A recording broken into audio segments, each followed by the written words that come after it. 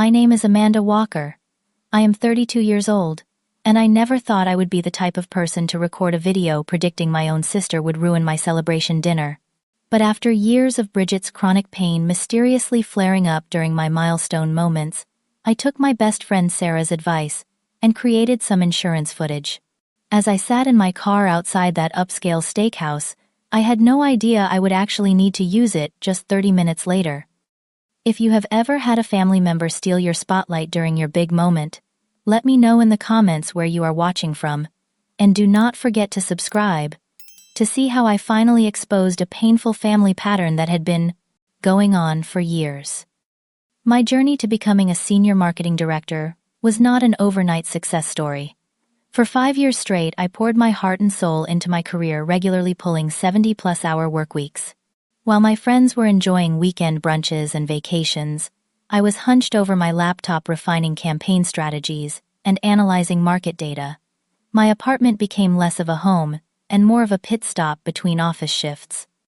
Takeout containers filled my refrigerator, and my bed often remained unmade for days. This promotion was not just a title change. It represented validation for every sacrifice I had made. The complicated relationship with my sister Bridget began long before her chronic pain diagnosis. Being 3 years older, Bridget had always been the star of our family. Growing up in our suburban Pennsylvania home, she excelled at everything she touched. Our parents, Richard and Eleanor, never missed an opportunity to brag about her perfect grades, violin recitals, and later her acceptance to an Ivy League university. Family gatherings inevitably turned into the Bridget Show, with relatives asking about her accomplishments while I stood quietly in the background. I still remember my 10th birthday party when Bridget, then 13, performed an impromptu piano piece that had all our relatives clapping and cooing. My carefully rehearsed thank you speech became a forgotten footnote. This pattern continued throughout our childhood and teenage years. Even when I achieved something noteworthy like winning the state debate championship in high school, conversations quickly pivoted back to Bridget. The dynamic shifted somewhat 7 years ago when Bridget was involved in a car accident. She sustained no major injuries, but the trauma triggered fibromyalgia, a chronic condition causing widespread pain and fatigue. Almost overnight, our parents became even more attentive to her needs. Family resources, emotional energy, and conversations all centered around Bridget's health journey. I tried to be supportive. I truly did. I researched fibromyalgia, accompanied her to doctor appointments when our parents could not, and listened to her describe the invisible pain that others could not see. But as months turned into years, I noticed a disturbing pattern. Bridget's pain seemed to intensify whenever I had something significant to celebrate. The first incident occurred during my college graduation. The night before the ceremony, Bridget was rushed to the emergency room with what she described as unbearable full-body pain. My parents immediately left our pre-graduation dinner to be at her bedside. I walked across the stage the next day, with only my roommate cheering me on, while my family remained at the hospital. When I visited Bridget afterward, her pain had mysteriously subsided enough for her to be scrolling through social media. Then came my engagement party 3 years ago. My now ex-fiancé Jake had planned an intimate gathering at our favorite restaurant. Just as he stood to propose a toast, Bridget fainted dramatically, sending glasses crashing and drawing every eye in the room. The evening transformed from a celebration of our relationship to a concerned vigil around Bridget. The engagement ended 6 months later, with Jake citing my complicated family dynamics as one of the reasons.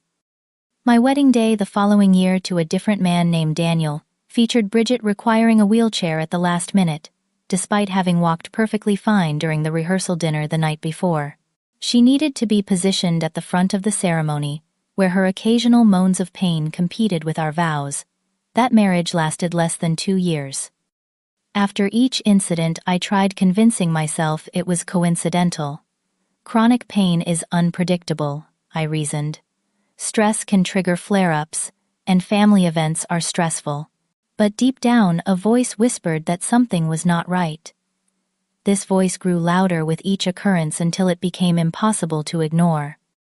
When I received news of my promotion last week, my first instinct was to celebrate privately.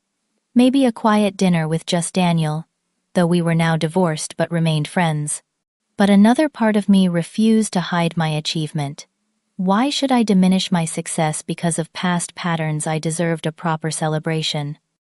So I reserved a private room at Morton's Steakhouse, one of the most expensive restaurants in our city. I invited my parents Bridget, my cousin Heather, who was visiting from Chicago, and my best friend Sarah. Sarah had witnessed the pattern over the years and understood my apprehension about including Bridget. "You need to document this," Sarah insisted during our phone call the day before the dinner. "Record yourself predicting what will happen. It might seem paranoid, but if the pattern repeats, you will have evidence." At first I dismissed the idea as petty. What kind of person makes a video anticipating their sister will ruin their celebration? But as the dinner approached, anxiety tightened my chest.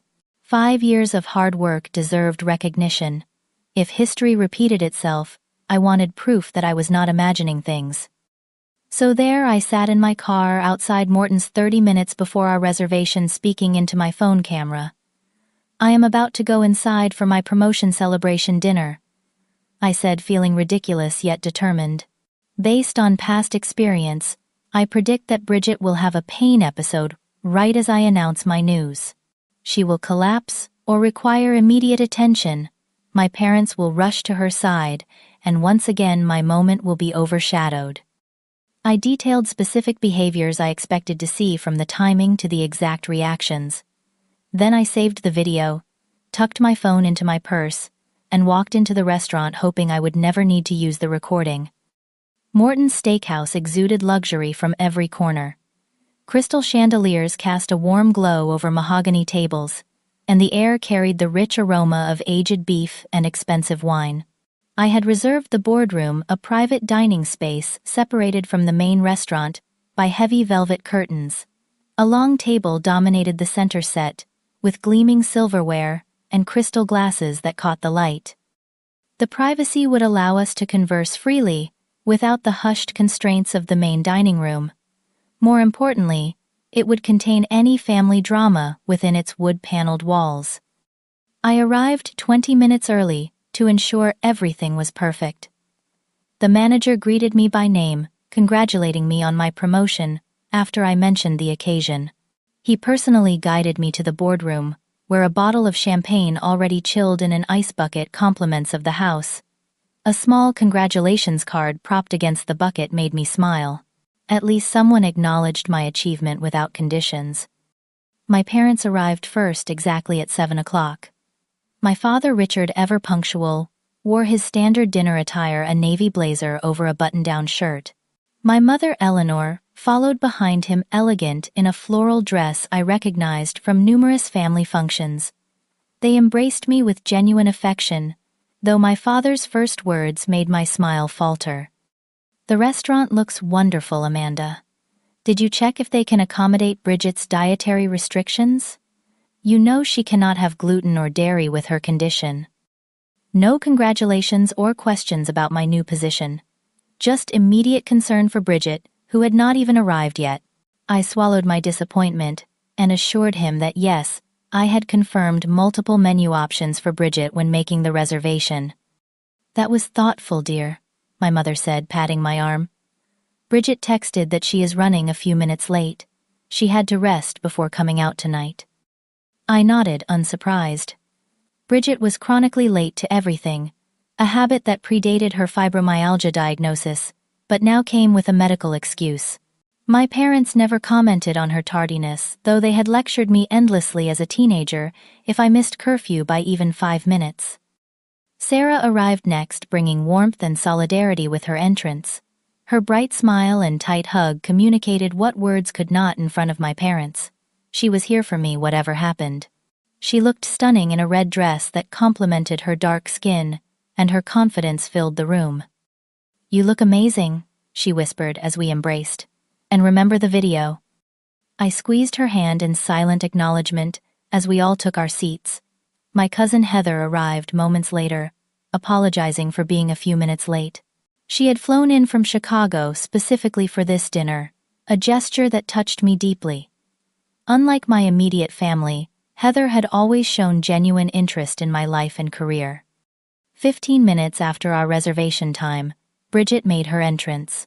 She moved slowly, one hand pressed against her lower back, her face arranged in an expression of discomfort that I had seen countless times before. Despite her apparent pain, she looked immaculate in an expensive blue dress, her hair and makeup flawlessly done. For someone who supposedly struggled to perform basic tasks due to pain, she always managed to look perfectly put together for public appearances. "Sorry I am late," she announced, her voice carrying a faint tremor. "Bad pain day." My parents immediately jumped up, my father pulling out her chair, and my mother asking if she needed anything. Bridget eased herself into the seat across from me, declining the offered water, but accepting a cushion for her back that my mother miraculously produced from her large purse. "Amanda was just about to tell us about her new position," Sarah prompted, once everyone had settled. I shot her a grateful look. "Yes, please tell us the details," Heather added enthusiastically. "A senior marketing director at 32 is incredibly impressive." Bridget smiled tightly, taking a small sip of water. "Yes, we are all very curious." The server arrived to take our drink orders, temporarily halting the conversation. My father ordered an expensive bottle of red wine to celebrate Amanda's achievement, which momentarily warmed my heart. Perhaps the evening would proceed normally after all. As appetizers arrived, conversation flowed surprisingly smoothly. We reminisced about childhood summers at our grandparents' lake house, laughing about the time I fell off the dock fully clothed because Bridget had dared me to stand too close to the edge. Even Bridget joined in, seemingly relaxed and pain-free, as she recounted family stories. But I noticed her expression shift subtly whenever the topic veered toward my promotion, a slight tightening around her eyes, a forced quality to her smile. When my father asked about my new responsibilities, Bridget shifted in her seat, her hand moving to her temple. "Would you mind if we lowered the lights a bit?" she asked, interrupting my explanation of the international campaigns I would be overseeing. "The brightness is triggering my migraine." My mother immediately signaled the server, who adjusted the dimmer. The lighting changed from warm and celebratory to subdued and somber, altering the mood of our gathering. I continued my explanation, but the momentum had been broken. As the main course arrived, Bridget began mentioning her pain more frequently. A wince while cutting her steak, a soft sigh while reaching for her water glass. Each small indication of discomfort drew my parents' attention like a magnet. "Are you taking your medication regularly?" my mother asked, her forehead creased with worry. "Do you need to stretch your legs?" my father suggested. "We can take a short walk around the restaurant." "Is the chair comfortable enough? Should we ask for additional cushions?" With each concerned question, my achievement receded further into the background. Sarah caught my eye across the table, her expression confirming what I already knew. The pattern was beginning again, right on schedule. As our dinner progressed through the main course, I made several attempts to redirect the conversation back to my promotion. Each time Bridget would interject with a comment about her condition, effectively derailing the discussion. When I described how I would be managing a team of 15 people, she mentioned that her doctor was adjusting her medication dosage. When I talked about the company's expansion into Asian markets, which I would be spearheading, she pulled out her prescription bottle and made a show of taking her pills with water. "Sorry," she murmured, drawing all eyes to her. "The pain is particularly bad tonight. But please continue, Amanda. We are all so interested in your work." Her words said one thing, but her actions communicated something entirely different. My parents barely seemed to register what I was saying about my career advancement, their attention fixed on Bridget's every movement and expression. My father kept asking if she had eaten enough, while my mother continuously offered various remedies from her purse, a virtual pharmacy of pain relievers and comfort items. Sarah, sensing my growing frustration, tried creating openings for me to share my news properly. "Amanda actually beat out candidates from across the country for this position," she stated loudly. During a brief lull in Bridget's health updates, the CEO personally called to congratulate her. "That is wonderful, dear. my mother said distractedly, while simultaneously passing Bridget a heat pack for her neck. The scene triggered memories of countless previous occasions when Bridget's health had overshadowed my life events. My college graduation should have been a triumphant moment. After 4 years of balancing full-time studies with part-time jobs, I had graduated with honors in marketing and communications. My name had been called, and I had walked across that stage, with pride swelling in my chest, only to look out at the audience and see empty seats where my family should have been. The night before, we had gathered for a pre-graduation dinner at an Italian restaurant near campus. I remember my father raising his glass in a toast to Amanda, who has worked so hard for tomorrow's ceremony.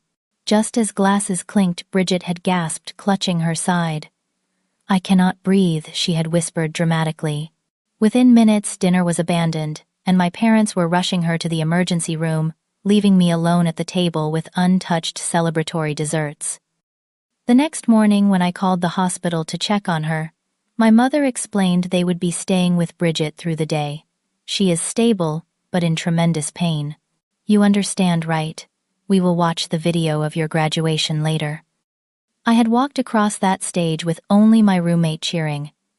When I visited the hospital afterward, still wearing my cap and gown, I found Bridget looking remarkably comfortable, scrolling through Instagram on her phone. She barely glanced up when I entered, offering a casual congrats before returning to her social media browsing. The pain that had been unbearable hours earlier seemed magically manageable enough for her to engage in her usual online activities. Then there was my engagement party to Jake 3 years ago. After dating for 2 years, he had proposed with a vintage ring that had belonged to his grandmother. We planned an intimate celebration at Bella Luna, reserving their garden patio and inviting only close friends and family. Jake had spent weeks organizing the perfect evening, from the menu to the flowers to the playlist of our favorite songs. The evening had begun beautifully. Under string lights and a canopy of stars, we had shared a meal with our loved ones. Jake stood to make a toast, champagne glass in hand, his voice filled with emotion as he described how we had met and fallen in love. Just as he said, "I cannot wait to spend the rest of my life with Amanda," there was a crash from across the table. Bridget had slumped forward, her glass shattering on the ground, her body limp. The romantic evening dissolved into chaos. Paramedics were called. Guests stood awkwardly as my parents knelt beside Bridget, who regained consciousness conveniently just as medical help arrived. She refused transport to the hospital, but required extensive attention for the remainder of the evening. Jake's heartfelt toast was never completed, and most guests left early, expressing concern for Bridget rather than congratulations for our engagement.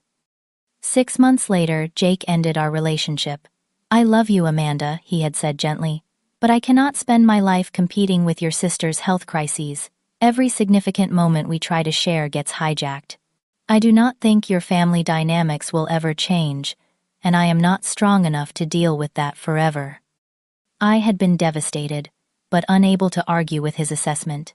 He was right. Nothing in my life was ever allowed to take precedence over Bridget's needs, real or exaggerated. My wedding to Daniel the following year provided perhaps the most obvious example of Bridget's pattern. Throughout the entire engagement and planning process, she had been relatively symptom-free. She had attended dress fittings, cake tastings, and venue visits without any major issues. At the rehearsal dinner, she had moved around the restaurant, normally even dancing briefly to the music playing in the background. Yet, on the morning of my wedding day, she had called my hotel room in tears. "I cannot walk, Amanda. The pain is excruciating. I need a wheelchair to be in the ceremony." The next several hours involved my parents scrambling to rent a wheelchair and rearranging the ceremony seating to accommodate it. Bridget insisted she needed to be in the front row, directly in my line of sight as I spoke my vows. Throughout the ceremony, she made small but audible sounds of discomfort, drawing concerned glances from guests and even the officiant. During our first dance, I caught her grimacing dramatically whenever she thought someone was watching. That marriage had lasted less than 2 years. Daniel never explicitly blamed Bridget, but her constant intrusions into our life together created an undeniable strain. Every holiday, every anniversary, every milestone became an exercise in anxiety, both of us wondering when the next health crisis would erupt. As these memories flooded back, I excused myself from the table, needing a moment alone. In the elegant bathroom of Morton's, I gripped the marble countertop and stared at my reflection in the mirror. Was I being insensitive? Fibromyalgia was a real condition with unpredictable flare-ups. Maybe it was just horrible luck that Bridget's pain coincided with my important moments. But the statistician in me, the data analyst who had built a career on recognizing patterns, knew better. The correlation was too perfect to be coincidence. My rational mind could not ignore the evidence before me. I pulled out my phone and watched the video I had recorded in the car. Bridget will start mentioning her pain more as dinner progresses, I had predicted. She will time her biggest episode for the moment I formally announce my promotion. Mom and Dad will immediately forget about my news and focus entirely on her. Watching myself outline the very scenario that was currently unfolding made something shift inside me. I was not imagining this pattern. I was not being selfish or unsympathetic. I was recognizing a truth that had shaped our family dynamic for years. I returned to the table with a new sense of resolution. Sarah gave me a questioning look, and I nodded slightly. Whatever happened next, I would not let my moment be stolen again. I had worked too hard, sacrificed too much to have my achievement dismissed. I would like to make my announcement properly, now, I said, reaching for my water glass. My voice carried a firmness that surprised even me. Before we move on to dessert. I stood up, smoothing the front of my black dress as everyone's attention turned to me. The private dining room suddenly felt smaller, more intimate, as if the walls themselves were leaning in to hear what I had to say. Sarah gave me an encouraging smile, while my cousin Heather set down her fork in anticipation. My parents looked attentive, but distracted, their eyes darting occasionally toward Bridget, who shifted slightly in her chair. First, I want to thank you all for coming tonight. I began, my voice steadier than I expected. Having my family and closest friends here means everything to me. As most of you know, I have been with Marshall Media for 5 years now. I paused, taking a sip of water to calm my nerves. This was my moment, the culmination of countless late nights, working weekends, and sacrificed personal time. I had rehearsed this speech in my mind for days, imagining the supportive reactions, the congratulatory hugs, the proud smiles. The past few years have been challenging in the marketing industry, with digital transformation changing everything about how we connect with consumers. I have poured myself into staying ahead of these changes, developing strategies that position our clients at the forefront of their industries. My father nodded approvingly, and for a moment, I glimpsed the pride I had been seeking for so long. My mother reached for my father's hand, squeezing it gently. Even Bridget appeared to be listening, though her fingers massaged her temple in small circular motions. Last week, after presenting a comprehensive international expansion plan to the executive board, I received some news that I am thrilled to share with you all tonight. I took a deep breath, feeling the weight and significance of the words I was about to speak. I have been promoted to Senior Marketing Director, overseeing all North American and Asian market operations. As the last word left my lips, exactly as I had predicted in my car video, Bridget gasped loudly. Her body seemed to crumple, folding in on itself, as she slid partway out of her chair. Her water glass toppled, sending liquid spreading across the white tablecloth toward my mother's plate. "Oh my God," my mother exclaimed, immediately jumping to her feet.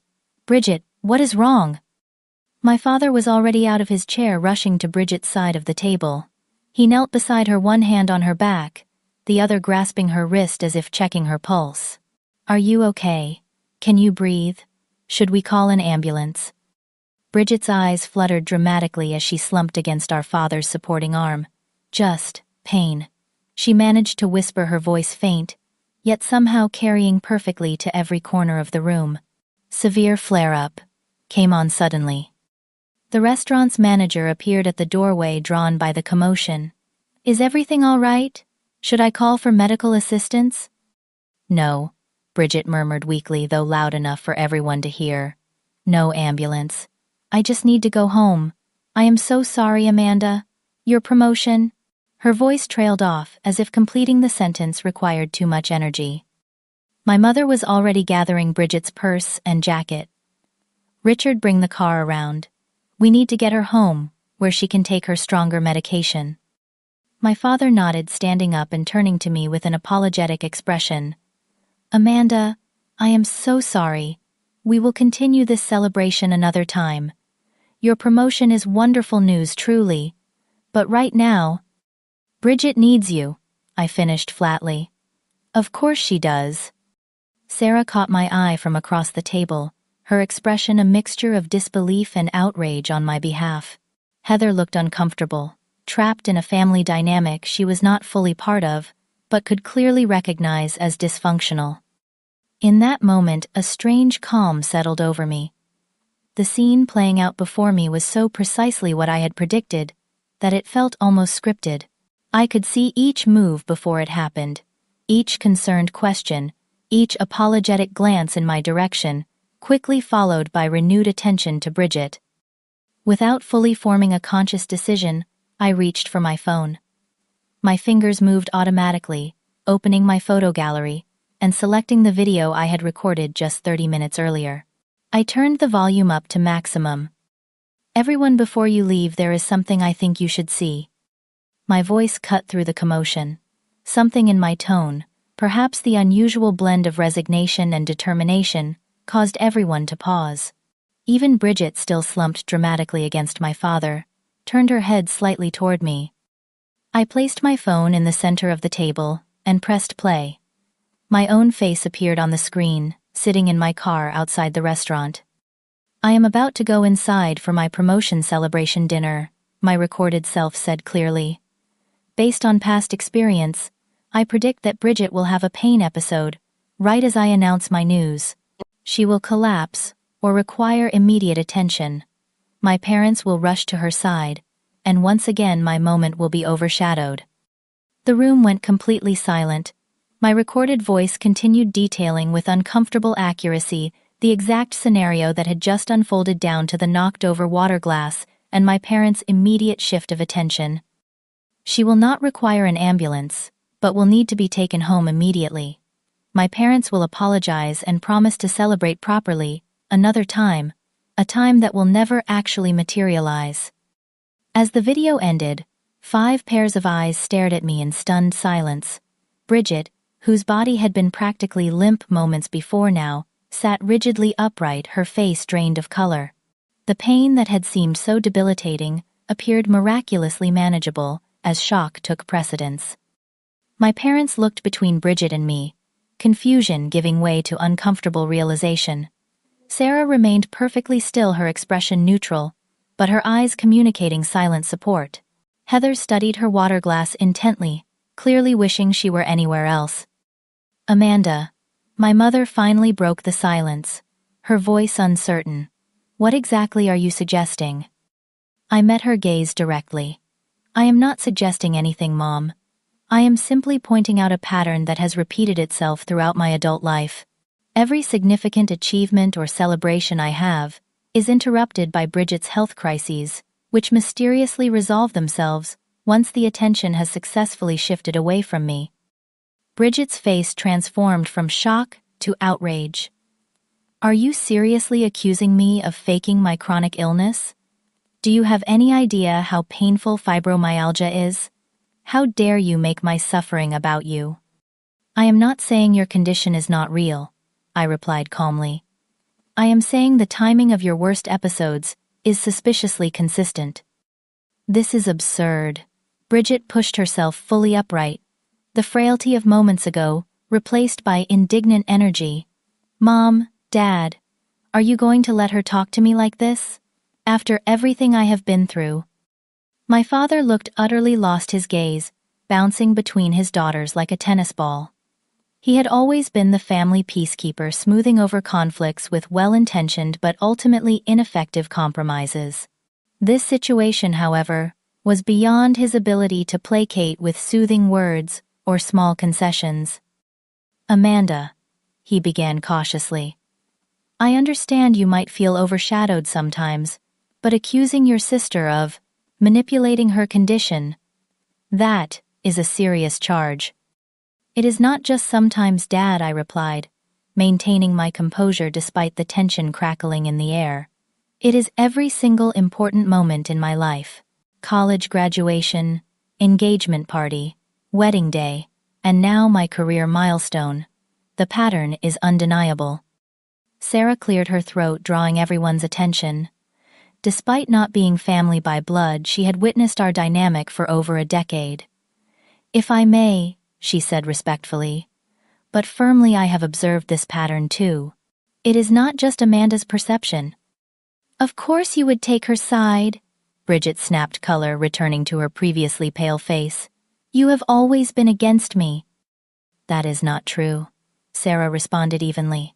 I have driven you to doctor appointments when your family could not. I have researched treatments and sent you articles about managing fibromyalgia. I have never questioned the reality of your condition, but I cannot ignore what I have seen repeatedly over the years.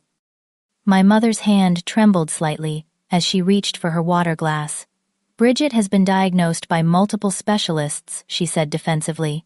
You cannot fake the kind of pain she experiences. Pain is real, but also influenced by psychological factors, I pointed out, and timing can be controlled. I am not saying Bridget does not have fibromyalgia. I am saying she has learned to use it consciously or unconsciously to maintain her position as the center of family attention. Bridget pushed her chair back forcefully, the legs scraping against the hardwood floor. This is ridiculous. I came here tonight despite being in pain because I wanted to support you, Amanda. And this is how you thank me, by humiliating me in front of everyone. You came here tonight, I said, maintaining eye contact, and were perfectly fine until the exact moment I announced my promotion. Just like you were fine at my wedding rehearsal, but suddenly needed a wheelchair for the ceremony. Just like you were scrolling through Instagram right after being too sick to attend my graduation. My words hung in the air like physical objects. For perhaps the first time in our adult lives, I had directly challenged the family narrative, the unspoken agreement that Bridget's needs always came first, that her pain was always the priority. May 3rd, 2 years ago, Sarah said suddenly. Amanda's 30th birthday dinner. Bridget had a severe episode requiring immediate departure. September 15th, 3 years ago, I added. My engagement party to Jake. Bridget fainted during his toast. June 22nd last year, Sarah continued.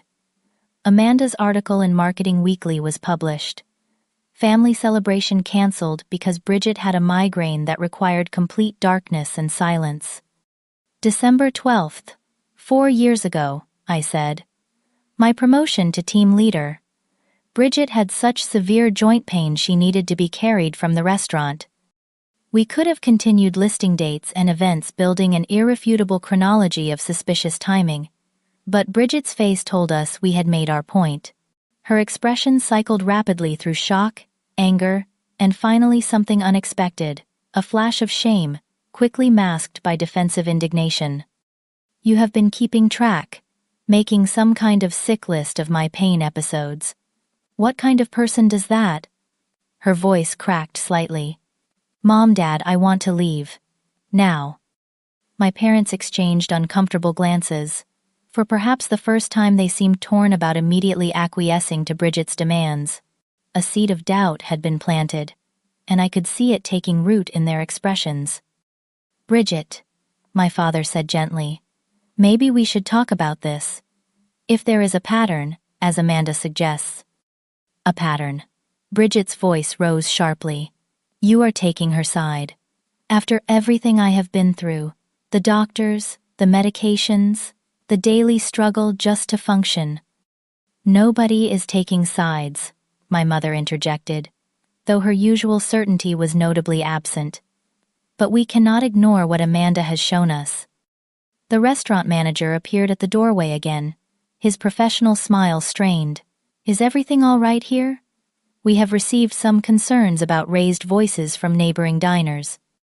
Everything is fine, I assured him. Family discussion. We will keep it down. After he retreated, an uncomfortable silence descended over our table. The elegant room that had been chosen for celebration now felt like a courtroom with evidence presented and judgment pending.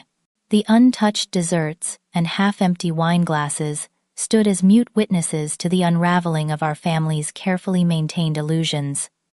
Heather, who had remained silent throughout the confrontation, finally spoke. As someone who only sees this family a few times a year, may I offer an outside perspective, without waiting for permission, she continued. From what I have observed both at this dinner and previous gatherings, there does seem to be a pattern of attention shifting. Whether intentional or not is beyond my knowledge, but the effect on Amanda has been consistent and harmful. Bridget turned to her betrayal etched across her features. You too. Is everyone against me now? This is not about being against you, I said, my voice softening slightly. This is about acknowledging a dynamic that has hurt me repeatedly. A dynamic that ended my engagement to Jake and contributed to my divorce from Daniel. A dynamic that has made me dread sharing my accomplishments with my own family. So this is all about you then, Bridget shot back, but her usual conviction was wavering. Your career, your relationships, your needs. What about my constant pain? My limited future? My daily struggles that none of you can possibly understand? Your pain is real, I acknowledged. But your timing is suspicious. And there is enough attention for both of us, Bridget. Family support does not have to be a zero-sum game, where only one daughter can receive care and recognition at a time. My words seemed to strike something deep within Bridget. For a brief moment, her carefully constructed defenses crumbled, and I glimpsed the scared, insecure person beneath.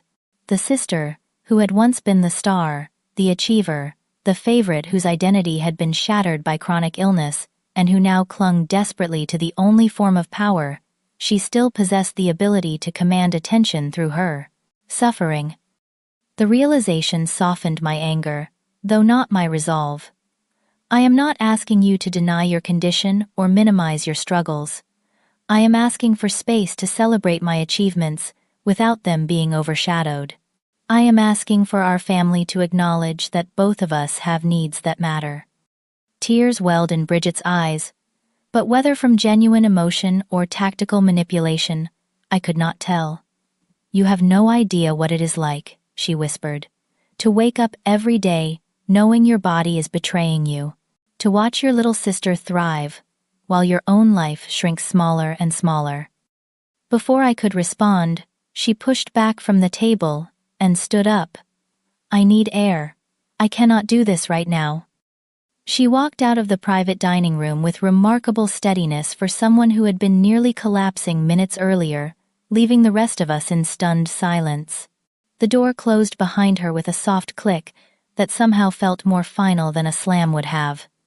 My parents looked shell-shocked, as if the foundations of their understanding had been shaken. In many ways they had. For years they had organized their lives around Bridget's needs, prioritizing her comfort and care above all else. The possibility that they had been manipulated, even partially, was clearly devastating. Should someone go after her? My mother asked uncertainly. Let her have some space, I suggested. This is a lot for everyone to process. My father reached across the table and took my hand, a gesture so unexpected that I nearly pulled away in surprise. Amanda, I do not know what to think about all this, but I do know one thing for certain. We are incredibly proud of your promotion. Senior marketing director at your age is extraordinary, and we should have made that the focus tonight. His words, simple as they were, unleashed emotions I had been containing for years. Tears sprang to my eyes and I squeezed his hand tightly. Thank you, Dad. That means more than you know. The remainder of the dinner proceeded in an atmosphere of awkward restraint. My parents stayed, which itself felt like a small victory, though conversation remained stilted and superficial. Sarah valiantly attempted to restore some celebratory spirit, raising her glass in a toast to my promotion, but the moment that should have been joyful was tinged with the uncomfortable awareness of Bridget's absence. Dessert arrived, elaborate chocolate creations that under different circumstances would have been photographed and savored. Instead, we picked at them distractedly, each lost in private thoughts about what had transpired. The manager comped the desserts and coffee, perhaps sensing that our special occasion had derailed significantly. As we prepared to leave, my father insisted on paying the considerable bill despite my protests. "This was supposed to be your celebration," he said firmly. "The least we can do is honor that intention." Outside the restaurant, the night air carried a hint of approaching autumn. My parents hugged me with unusual intensity, both murmuring additional congratulations about my promotion. There was something different in their embrace, a presence that had often been missing in our physical contact over the years. They were truly seeing me, perhaps for the first time in a very long time. "We should check on Bridget," my mother said, as they prepared to leave, the ingrained habit reasserting itself even now. But she added something new. "And then we would like to hear more about your new position, Amanda. Perhaps breakfast tomorrow." I nodded, too emotionally exhausted to fully process this small but significant shift. They departed in search of Bridget, who had presumably taken an Uber home or was waiting somewhere nearby. Sarah and Heather remained with me on the sidewalk, neither seeming eager to end the evening on such an unsettled note. "Are you okay?" Sarah asked, linking her arm through mine. "I honestly do not know," I admitted. Part of me feels relieved, like I finally spoke a truth that has been suffocating me for years. Another part feels terrible, like I publicly humiliated my chronically ill sister. "You did what you needed to do," Heather reassured me. "That pattern was real, Amanda. We all saw it tonight." We parted ways with promises to talk tomorrow, each heading to our respective homes. The drive to my apartment was a blur, my mind replaying the evening's events on loop.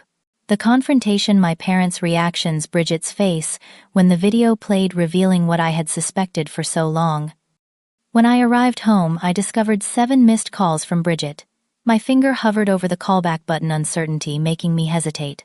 Was I prepared for another confrontation? More accusations and tears?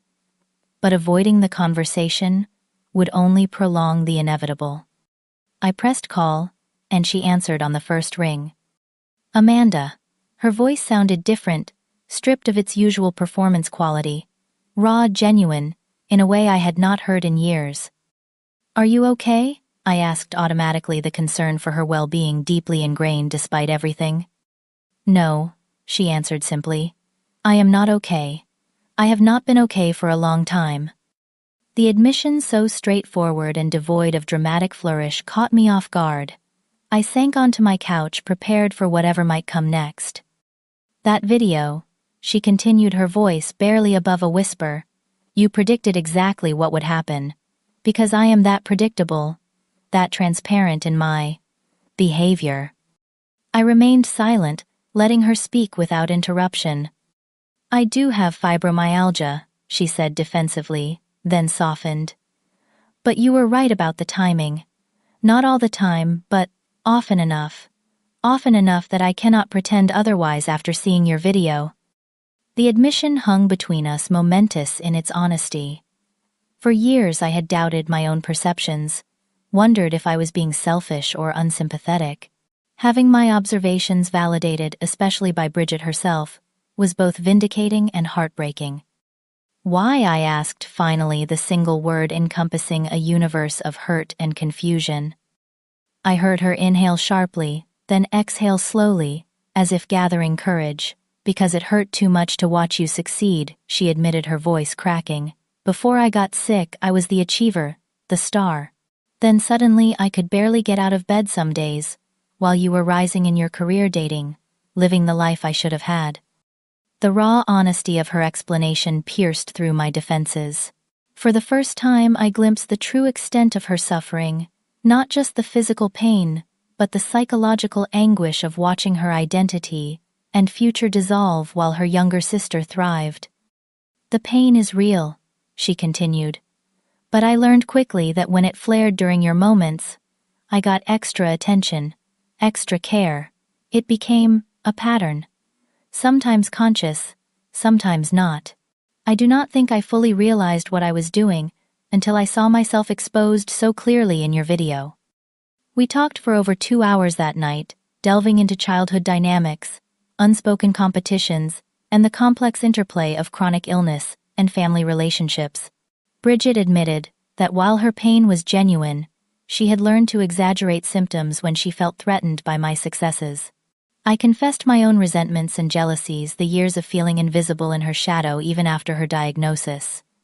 "I do not expect you to forgive me right away," Bridget said as our conversation wound down. "What I did was wrong, regardless of my reasons. And I should have addressed this years ago instead of letting it build up," I acknowledged. "We have both contributed to this dysfunction." We agreed to meet for coffee the next day, a neutral setting for what would inevitably be another difficult conversation. As I prepared for bed that night, my emotions swung wildly between vindication, sympathy, anger, and relief. The confrontation had been painful but necessary, like lancing a wound that had festered for too long. Sleep eluded me as I replayed the evening's events. I wondered if one dramatic confrontation could really change patterns established over decades. I questioned whether Bridget's midnight confession was genuine or just another performance. Most of all, I pondered what our relationship might look like moving forward, if healing was even possible after so much damage. Morning arrived with no clear answers, but a strange sense of lightness. Whatever happened next, the truth had been spoken aloud, acknowledged by all involved. That alone felt like progress, a first step on a path I could not yet see clearly, but felt compelled to walk.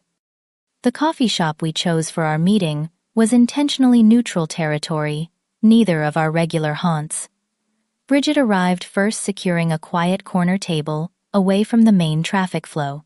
When I entered, I spotted her immediately sitting straight-backed and visibly nervous, a stark contrast to her usual careful posture of discomfort.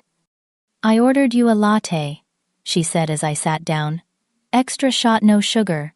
You still take it that way, right?" The fact that she remembered my coffee preference, a small detail in the grand scheme of things, touched me unexpectedly. "Yes, thank you." Awkward silence descended, as we both searched for words adequate to the moment. The familiar ease of childhood conversation had long since evaporated, replaced by careful navigation around sensitive topics and unspoken resentments.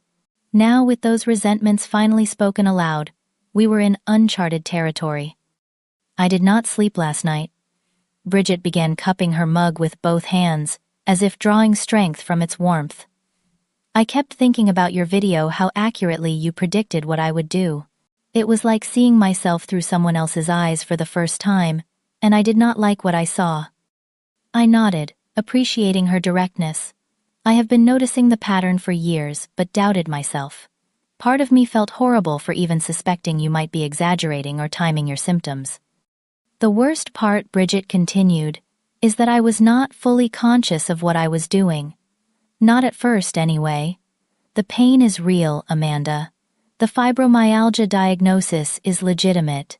But over time, I noticed that pain flares during your important moments got me extra attention, extra sympathy."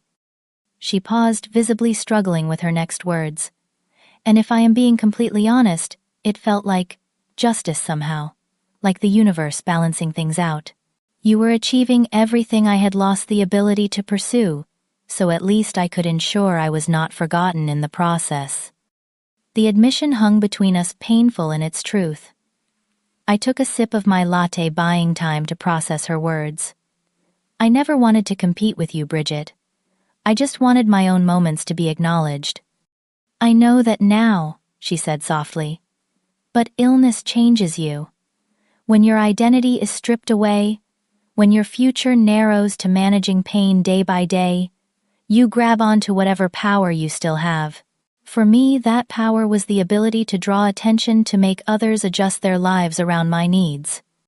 For perhaps the first time, I truly understood the psychological impact of Bridget's condition.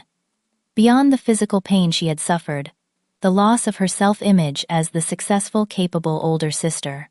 Watching me rise in my career while her own dreams withered must have been its own special torture. "I resented you," I admitted, matching her honesty with my own. "Not for being sick, but for how your illness became the center of our family universe. Nothing I achieved could ever compete with your needs." I felt invisible, unimportant. Bridget reached across the table and took my hand, an unexpected gesture that nearly brought tears to my eyes. You were never unimportant, Amanda. I was just terrified of becoming unimportant myself. Our conversation flowed more freely after that, each revelation making the next easier. Bridget described the complex mixture of pride and jealousy she felt watching my career advance.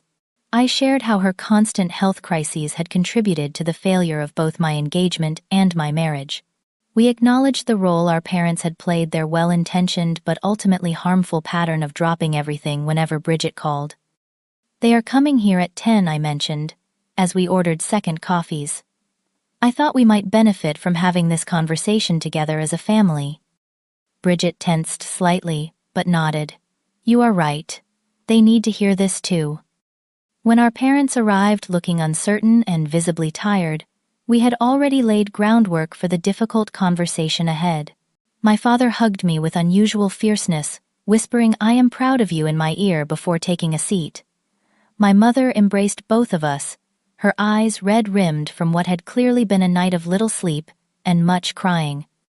The family discussion that followed was painful but necessary. Bridget acknowledged her pattern of using pain to seek attention, particularly during my important moments. I admitted to years of resentment and withdrawal, rather than direct communication. Our parents listened, occasionally defensive, but increasingly receptive as the conversation progressed. We enabled this dynamic, my father admitted eventually, the words clearly difficult for him. By always dropping everything for Bridget's episodes, we reinforced the behavior. We never meant to minimize your achievements, Amanda, my mother added, reaching for my hand across the table. We just worried so much about Bridget's health that everything else seemed secondary. But health includes mental and emotional well-being, I pointed out gently, for both of your daughters. By the end of our 2-hour conversation, we had agreed that family therapy would be beneficial. We found a therapist specializing in chronic illness and family dynamics, scheduling our first session for the following week. It felt like a tangible step forward, a commitment to healing, not just individually, but collectively. The months that followed were challenging but transformative. Weekly therapy sessions helped us identify and address unhealthy patterns. Bridget began working with a pain specialist who incorporated psychological approaches alongside physical treatments, acknowledging the complex interplay between emotional states and pain perception. She learned to distinguish between genuine flare-ups and anxiety responses, triggered by my successes, developing healthier coping mechanisms for both. I worked on setting clearer boundaries while maintaining compassion, understanding that Bridget's condition was real, even if sometimes amplified by psychological factors. Our parents learned to balance their attention more equitably, recognizing that concern for one daughter did not necessitate neglecting the other. 6 months after that fateful dinner at Morton's, we gathered again to properly celebrate my promotion. This time, we chose a casual restaurant with outdoor seating, less formal but more comfortable for everyone. Bridget arrived early, helping arrange small decorations and a congratulatory banner. When I gave a brief speech, thanking everyone for their support, Bridget remained present and engaged.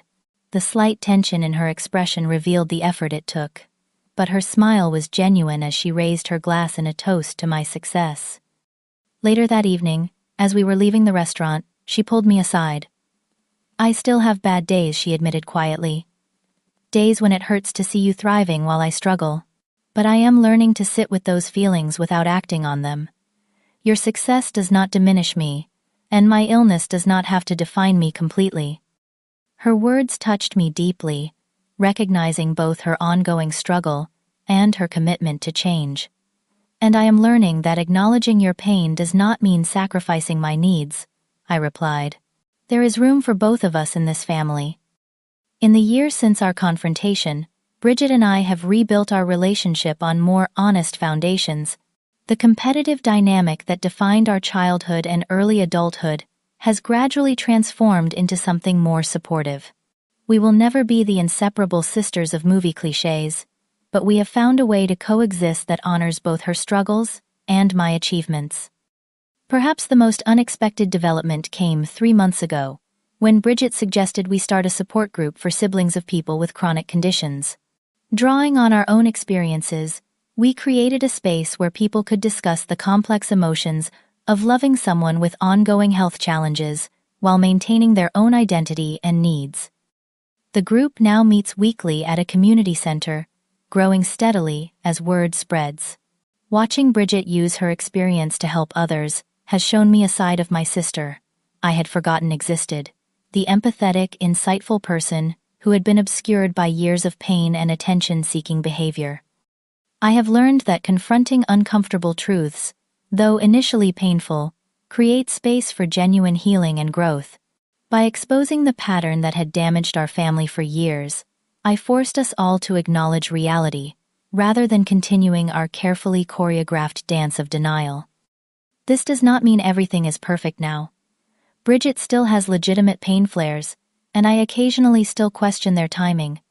Our parents sometimes slip back into old patterns of unequal attention. Family therapy continues less frequently but still necessary for maintaining our healthier dynamic. But these imperfections no longer define us. We have found a way forward that allows each of us to be seen and valued, our needs acknowledged, without one consistently trumping the others. The truth spoken aloud and faced directly has set us all free in ways I never anticipated. Have you ever confronted a painful family pattern that everyone pretended not to notice? It takes tremendous courage to speak truth to those closest to you, but sometimes it is the only path to healing. Share your experiences in the comments below, and do not forget to like and subscribe if this story resonated with you. Remember, addressing uncomfortable truths may hurt initially, but living with unacknowledged dysfunction hurts far more in the long run. Thank you for listening to my story, and I hope it gives you strength if you are facing similar challenges in your own family.